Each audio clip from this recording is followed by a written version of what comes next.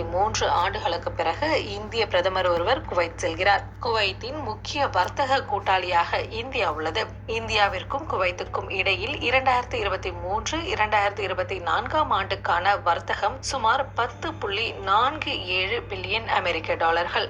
இந்தியாவுக்கும் மத்திய கிழக்கு நாடுகளுக்கும் இடையிலான உறவுகள் எரிசக்தி பாதுகாப்பு, ஒத்துழைப்பு மற்றும் வர்த்தகத்தை அடிப்படையாக கொண்டவை.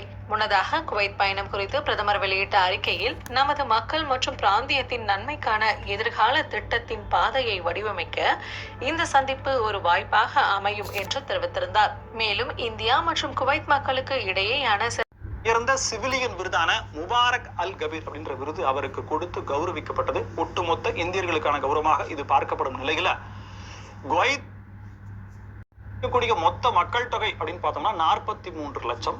இதுல கிட்டத்தட்ட 10 லட்சம் பேர் இந்தியர்கள்.